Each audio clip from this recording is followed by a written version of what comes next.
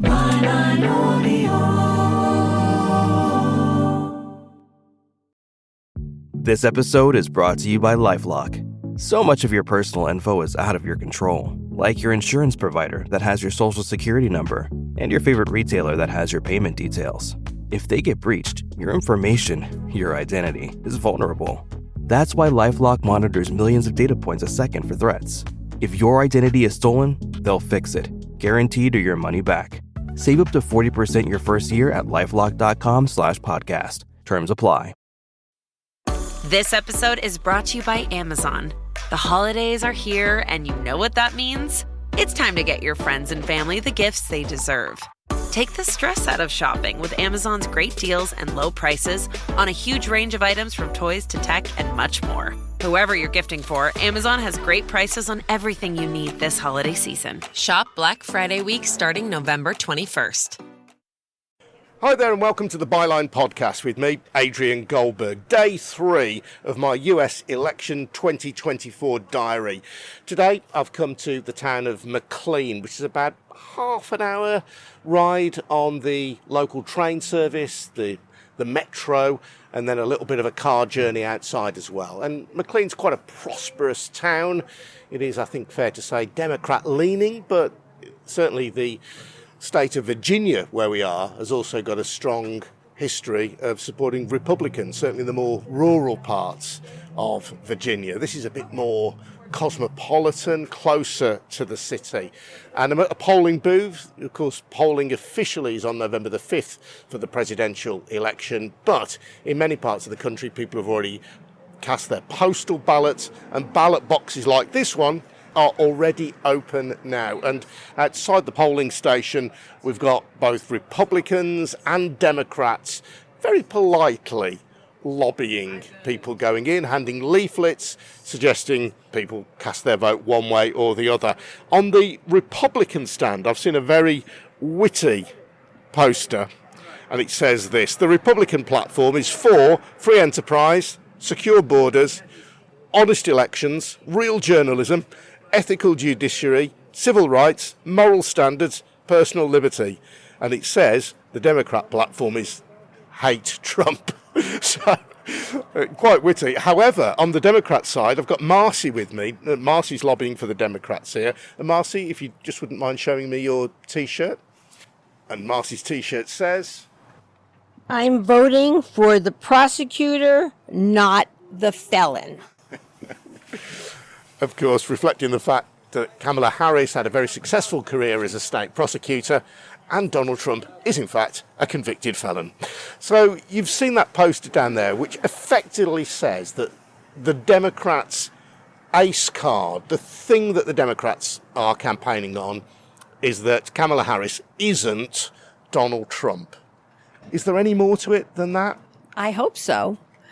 Kamala Harris believes in rights for women. She believes in the rule of law, which is quite important, considering that one poster that I look at currently talks about how Trump is against crime, which is sort of a joke given that Trump was the one who orchestrated our January 6th insurrection and denies it, and denies that we have free and fair elections.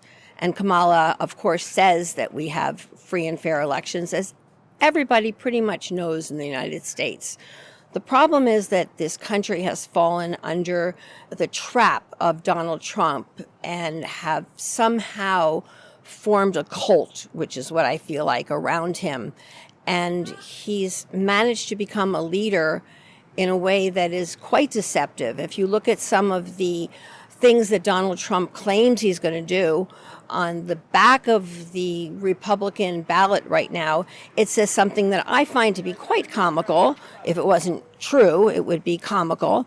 One of the things he says is he's going to prevent World War III and build an iron dome across the United States of America. The Iron Dome is from Israel, and Israel's the size of the state of New Jersey. New Jersey is one of our smallest states in the United States. The Iron Dome isn't even 100% successful in Israel. It would not be anywhere near successful in the United States. It's a totally unrealistic thing that Donald Trump is promising. And of course, we do have Alaska and Hawaii, and I doubt he's going to build it over there either. And then he goes on to give more nonsense saying that he is going to have it all be made in America. So it just goes to show that he tells lies. And yes, it's true that the Democrats do not like Donald Trump, but there's a reason, because he doesn't tell the truth to the United States people. Kamala Harris does, and she is for giving better health benefits to people, continuing our Affordable Care Act. Middle-class people get lower taxes, and for women having their rights for being pro-choice. One of the things that motivates Trump supporters, from what I can tell, is concerns about immigration. I was chatting about it with a Republican friend today, and he said, look, you don't have to be anti-migrant to believe that Joe Biden and Kamala Harris took their eye off the ball when it came to migration into the United States. You don't have to be pro-building a wall, which Donald Trump was. But the reality is that during the Biden administration, of which, of course, Kamala Harris was a significant part as the vice president, on the border with Mexico, many millions of people gathered and were allowed into the United States. And that even if you're not a racist, even if you're not anti-migrant, the Biden administration simply didn't do enough to stop illegal migration. Well, there was a law that was presented to Congress, and the idea was that there was going to be some more secure borders and some more money paid for borders just last year. I think it was within the last 9 months. And Donald Trump lobbied his fellow Republicans so they wouldn't pass it. It was a total sabotage so that he could then claim that the Democrats are doing nothing, when indeed there was plenty of people who were willing to pass such a thing, but he knew that it would harm him in his election, and he couldn't campaign on that.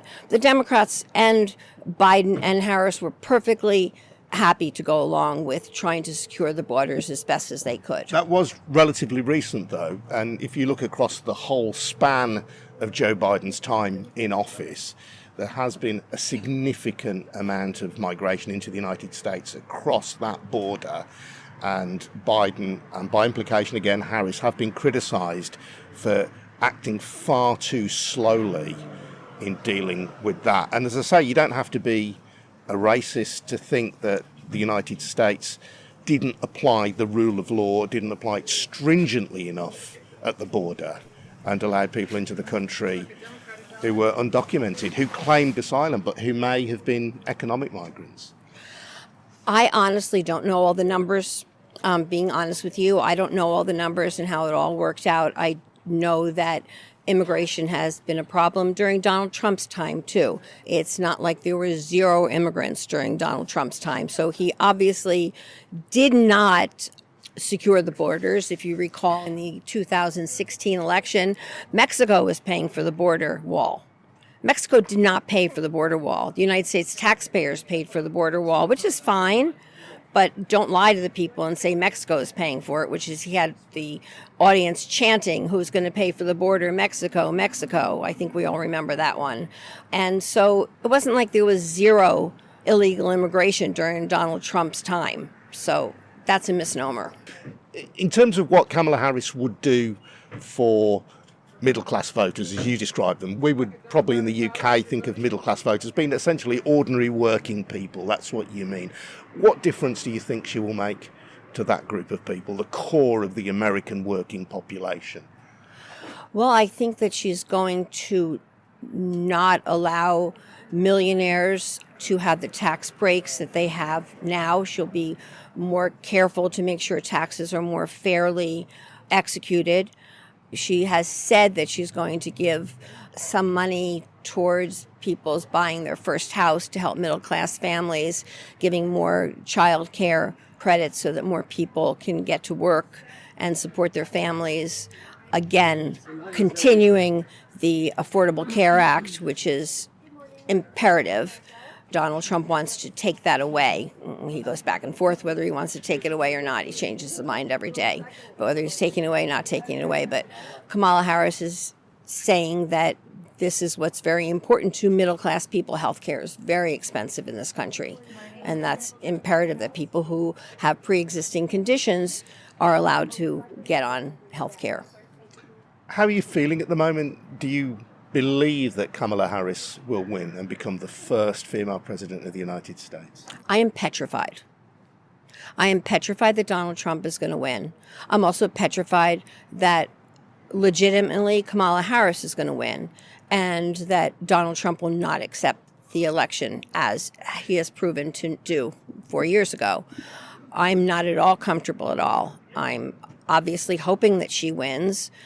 But unfortunately, as we know, if Donald Trump wins, he wins. And if he loses, he says he wins. So it's a very different kind of system than we've ever had in this country. This kind of thing didn't exist in our country until 4 years ago when he decided to declare that our elections were not fair. And I think that people know the United States well enough to know that we have about as fair an election as almost any other country in the world. You know, there's many countries in the world that are ruled by dictators, and he's claiming that he's going to be one, and that's frightening. In this conversation, I started by talking about Kamala Harris and drawing attention to that poster which said that the Democrats, essentially your key policy is to hate Trump. As you've made clear, it isn't as simple as that, but to some extent, this presidential election, it seems to me, is a referendum on the fitness of Donald Trump to be president of this great country. There are many hardcore Democrats who are going to vote for the Democratic candidate no matter what. The problem gets to be that we do have an incredibly unfit person. I could go through the litany of things that Donald Trump has said and done, which you know, and then that just feeds into you hearing me say that we're voting against Trump. It's not all about that, but we do have a very unfit person who is trying to lead our country. Kamala Harris has new ideas. She has a lot of vision. She is hard on crime, even though Donald Trump wants to say she's not hard on crime. Her record as a prosecutor has shown that she is. She is willing to listen to people. She is not going to divide the country. This is very imperative. She is talking about whether you vote for me or you don't vote for me, I'm with you. That is not the case with Donald Trump, and I think we should pay attention to that and take heed for that, because he's saying, well, if you vote for me, you're with me, and if you're not, I will basically get the military against you. So there's some really strong reasons why people don't want Trump. You're right. I want to just end this conversation with you, and I'm grateful for your time, Marcy, talking about how this might affect people around the world, people in the United Kingdom, because we have issues in Ukraine. There is the question of the Middle East as well. Will Kamala Harris do anything to make Europe more secure, to make the Middle East a safer place, to strengthen ties with the UK? Well, in terms of the rest of the European Union, we know Trump is trying to get out of NATO, and that is not at all helpful. I think that her idea is to work with people, not against people. He wants to work with Putin. He admires Putin. That is not how our democracy works in this country. We are not Putin-loving people.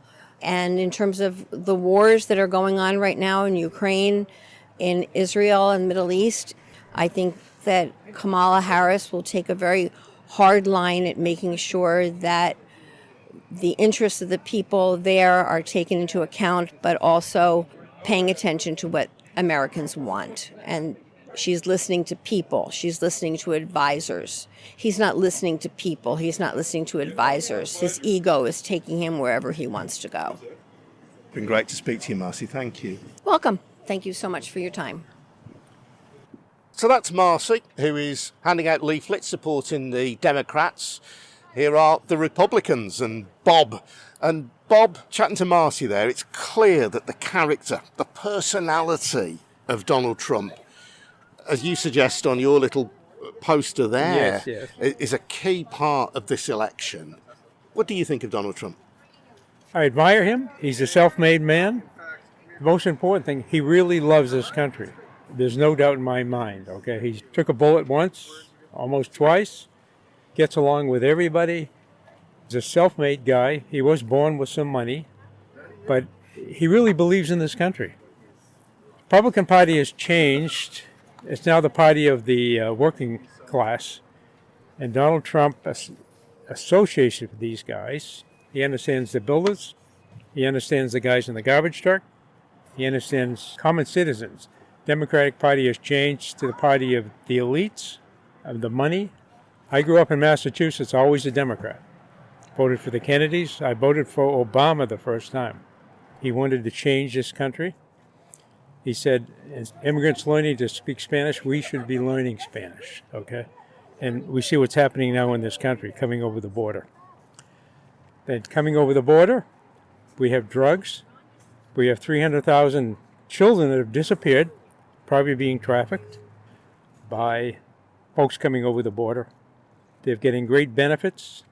Bob, let me just interrupt you there. When we talk about Trump being a self-made man, because he was born into family money, wasn't he? And Yes, of course he was. so he wasn't really self-made, was he? And he's also got a long history of debt and dubious financial practice, which has been revealed in the courts. Yeah, see, I don't know anything about that. Really? No, I really don't. No, seriously, no. I don't look at that. If you look at the Democratic Party, they have run us into debt. He ran us into some debt, but they've controlled this country for the last 12 years, okay? And we're in big trouble financially. Government is growing, and the latest jobs report just came out last week saying we had 12,000 new jobs. Hooray, hooray, hooray for the Democrats on that one right now. But I don't get into his finances. It is worth you checking it out, I'd say, because he's got a very checkered financial history, Donald Trump. Yeah, I don't know that. I don't know that. I don't care. You know, I don't care. Important thing right now, he loves this country. If these characters take over that are in office now, and they keep letting these load of immigrants coming in, this country's really going to change big time, okay? Not going to be the country of the land of the free and the land of the brave. My dad fought in World War II. 82nd Airborne is buried in the Netherlands, okay? I go over every 5 years and pay tribute to him and the many of other people that died. They put out the fire of Hitler. My feeling is Trump has to put out the fire of these guys, because these guys are going to ruin the country if they stay in office. Some people say, Bob, that Trump himself is a fascist. And let me say, I do due honour to your dad, by the way, for his sacrifice. Sure. But many people saying that if you actually listen to what Trump says, that he is an authoritarian, and they describe him as a fascist, is that he describes his political opponents in this democracy, where people can come and vote at this voting station. He describes them as the enemy within. Is that really how we should be talking about people with whom we may have disagreements, but will be his fellow country people? He thinks they're a threat to our democracy. And if they are, then they could be considered enemy within. They're trying to take down this country. I think that's what he's referring to. How do you mean take down, Bob? No, that's what he's referring to. Yeah, but what does that mean? What will these people do? This country was founded on people being in control of this country, not the government. There's a fine balance now of big government growing and growing and growing, and using the government to go after people, okay, weaponizing the government, which they've done in the last 4 years. And I think what Republicans are concerned about is bringing the country back to the people. The people have the vote, not the government, okay? You talked about the elites, and you say the Democrats are now the party of the elite. Donald Trump is a very rich person. Sure. Isn't he? And one of his best mates is Elon Musk, who is one of wonderful guy. Who is the world's richest man. Yes. Surely that's elite, isn't it? I don't think Elon considers himself elite. Well, he might not consider himself elite. No. I'd say the world's richest man is very much part of an elite, isn't he? Would you not? Seriously, the world's richest man's got to be a part of the elite by definition. Yeah, but he's for the people. You can't be an outsider and Yeah. be the world's richest man. He's on the side of the individual, for what I can see. To me, the other folks on the other side, the Democratic side, are for the big government. They want to control things. When you talk about your concern about immigration, Yeah. of course, the United States is a country that was built on course, immigration, of wasn't course. it? Waves and waves of successive waves of immigration. It's a country that was settled by people Right. from my country. So what's the problem in theory with immigration? We're not vetting them. They're just coming over the border by the hundreds of and millions, hundreds of thousands. And we've seen the results of that. Schools get overwhelmed. The welfare system in the town gets overwhelmed.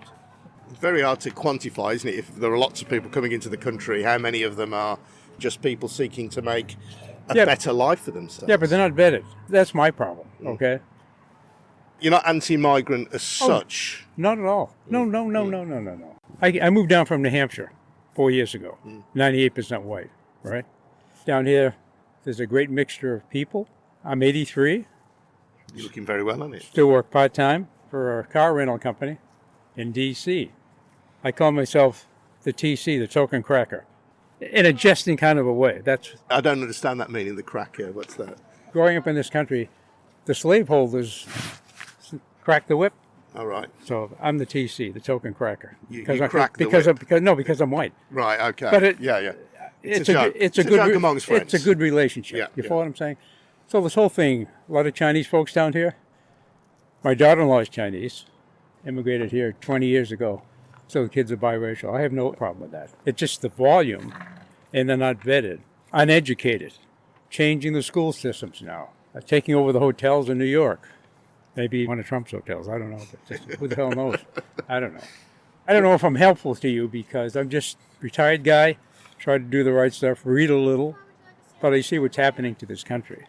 And I'm genuinely here to try Yeah. and understand Yeah. because I think from a UK perspective and from the work we've done on Byline Times, Yeah.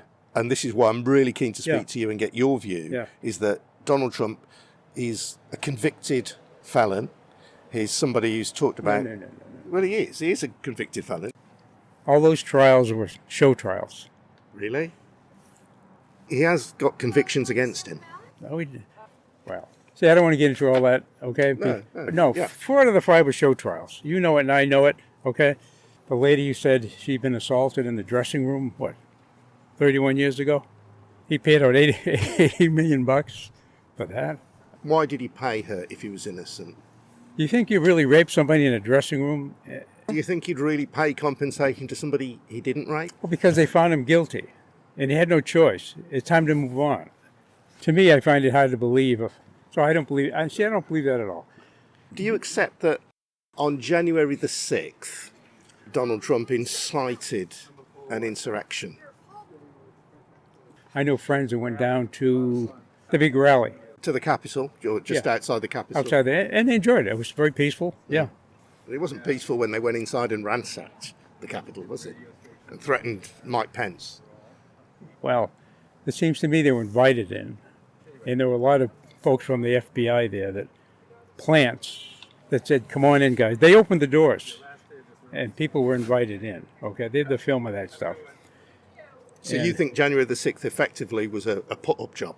I don't know if it was a put-up job, but you hear both sides of the story. So I really don't know. You don't know what to believe. I don't know what to believe. So that's all I know about that. It's a hard thing because they do show the film of the police opening the doors, saying, "Come on in, folks." I think the guys taking things out of desks of people, wrong. Some of them got convicted, probably rightly so. I don't know. But Trump had a hand in inciting that, didn't he? He was there at a No, rally, he said go up peacefully. and he was Peacefully. But he questioned the result, didn't he? There was no Yeah. question about the result, was there really? I don't want to get it. I don't know what to say. No. I just want to hear what you've got to say. No, I don't know what to say. I don't know what to say. Are you feeling confident? Do you think Trump will win this election? I do. Yeah, I do. I really do.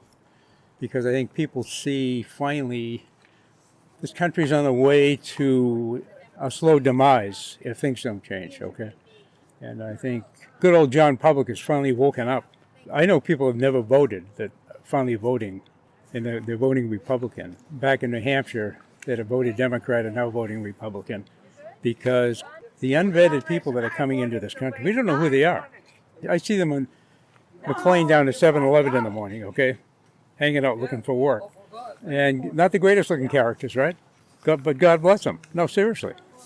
I mean, that's really all I can say. But I'm really grateful to you for your time. Thank you. Yeah.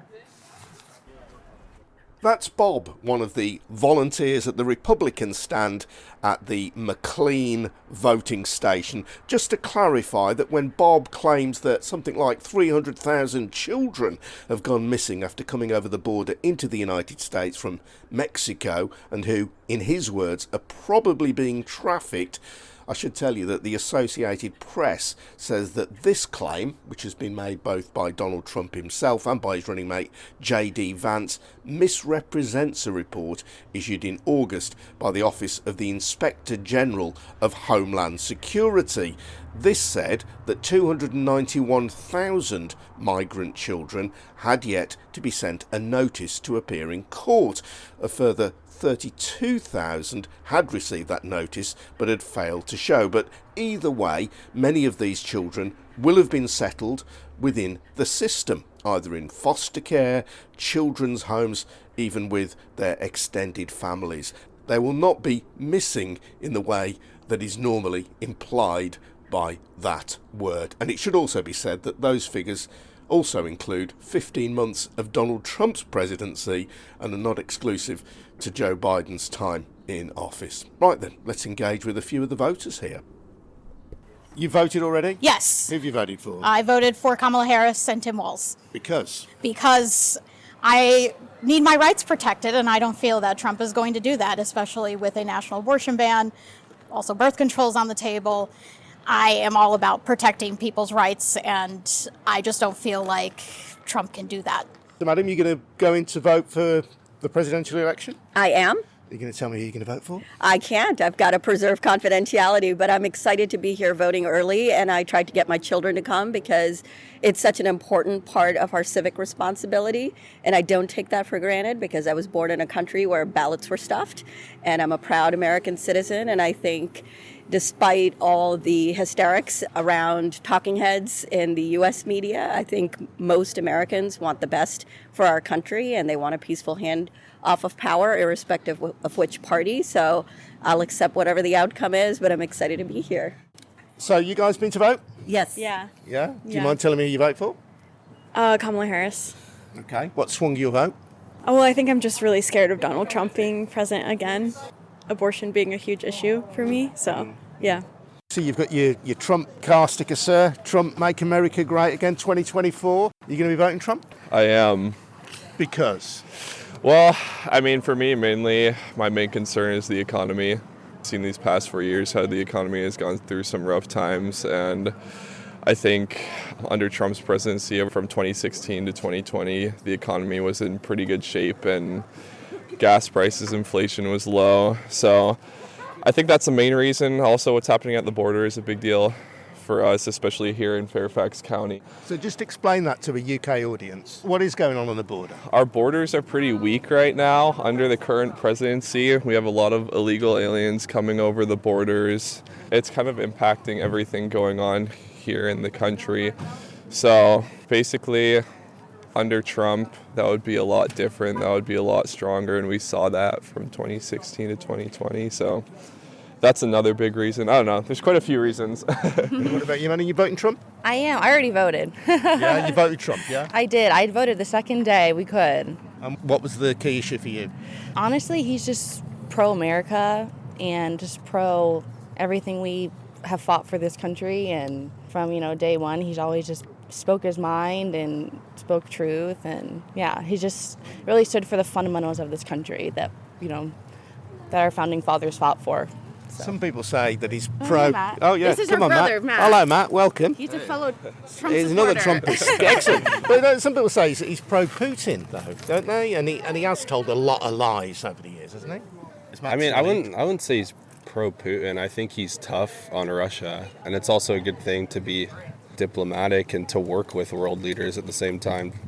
People in Ukraine fear that he would broker peace, but it would be a peace that would reward Putin for his aggression by allowing him to keep parts of Ukraine that he's already invaded?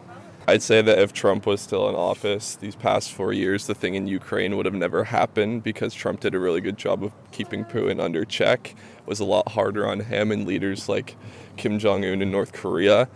So honestly, under this weak administration over the past 4 years, that the Ukraine thing happened and that war would have never happened, and Trump said that, and we saw that earlier. He pretty much told Putin he can't do it. So I think if he does get into office, then that will end and resolve very quickly, probably pretty peacefully. It may resolve in Ukraine having to give up a large part of its territory. Maybe, maybe not. We'll see. Yeah.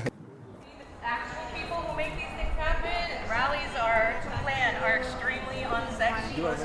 There's a lot of really difficult groundwork. I've come back into central DC now, and I'm in Pennsylvania Avenue. About 500 yards in front of me is the Capitol building. Thousands of people are gathering here, mostly women, but not all women, for a women's march on the White House. And they're carrying placards with slogans like, "We're not going back," "Don't ask, don't tell," "Never again," and so on. That's quite a graphic placard, "Never again," with a coat hanger referencing a traditional way in which people procured abortions before they were legal. And these women are gathering here in huge numbers because they fear that the election of Donald Trump will lead to a rollback on abortion rights and reproductive rights for women. I've met 4 women here who've come on the march, and I'm going to take them to a quiet corner now and just have a little chat about why they're here. I should just say, though, in contrast to some marches and some demos that you might see, this is incredibly good-natured, very good-humoured, but also people are passionate and determined to show their opposition to the rolling back of women's freedoms. My name's Jill. Cindy. Sarah. And Kimberly. Why have you come on this women's march today? I've been on the first one in 2017, and I have long been demonstrating for women's rights and the environment. I've been supporting women's issues since I had a working mom growing up, and I did my PhD in pregnancy issues, which just kind of reinforced our need for reproductive freedom. I'm Sarah's mom. She's about to start a family. So obviously reproductive rights, childcare, all those issues that are so important to families are important now to us. And I'm Jill. I'm Sarah's mother-in-law. I'm here for future generations. I am a woman of faith. I am pro-choice. I am concerned about the medical ramifications that will happen to women, whether they choose to have an abortion or not, whether it's simply just not being able to find obstetric or gynecological care. So I'm here just in support of future generations. I'm retaining my faith, and I am pro-choice. I myself have had an abortion. I had one when I was in my 20s. Elective Yes, abortion. I did. Yes, Yeah. I did. Yeah. I'm thankful for choice. I'm thankful for options. And I suffer thinking that future generations would have fewer rights than we have, and that they have fewer choices. It's retrogressive. I don't understand how we got here. And I'm just praying that we can overturn it with this election. And that's why I'm here today. I must say, as a gentleman of a certain age, it does feel weird. I remember when Handmaid's Tale first came out by Margaret Atwood. You're thinking this is an utterly dystopian novel, clearly, and it's setting it an extreme that's talking to something that's going on in society. I'm not suggesting that we're on the verge of Handmaid's Tale, but nevertheless, the rowing back of women's rights is astonishing. Well, women of a certain age have also lived through an increasingly rights-oriented time from 1974 onwards. We've been able to get mortgages over here, have our own credit cards, and as a child of the early 60s, I've watched everything from that all the way to the Berlin Wall falling, to the opening of Eastern Europe, when I thought I'd never see them being anything but the Soviet Union, and 2008's election of Barack Obama. So in 2016, when we saw this complete 180 in rights and progress And in 2022, when we saw Russia invading Ukraine, we just knew this has got to change. And it starts here because we are the biggest country in the world. We have the best military in the world. I'm not bragging, it's just the facts. And we really need to focus with our allies and making sure everybody has choice and freedom, because that's what we're all about. Did you ever think you'd see a day when the rights that were already enshrined in the Constitution, or them through the courts in Roe versus Wade, would ever be turned back? No, I'm with Jill. It's kind of mind-boggling. You think progress is about moving forward, not going backward, and it feels like we're going backward. And no, never thought that I'd see that day. Sarah, you said you've got a PhD, and part of your research has been into pregnancy. So, from a scientific point of view, what do you think the risks are if abortion is not allowed? I think the thing that a lot of people don't realize is that a lot of pregnancy complications can then lead to lifelong health issues.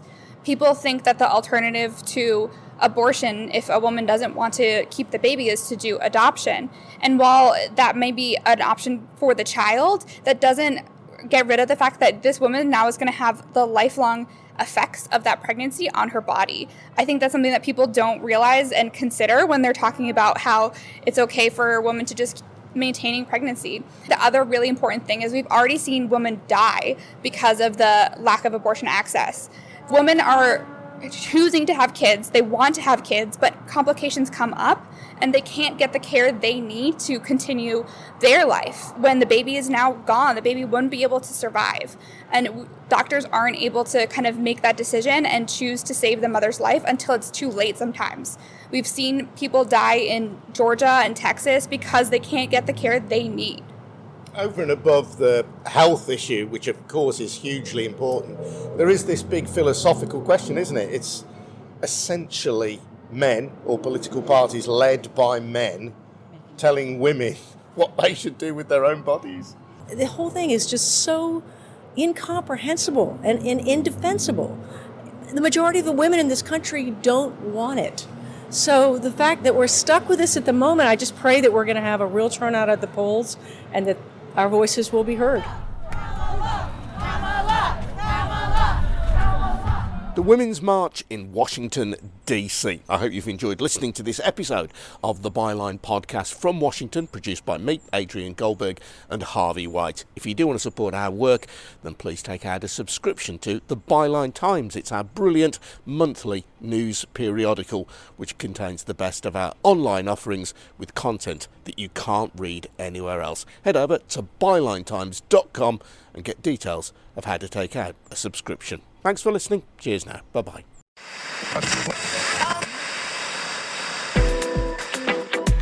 Byline.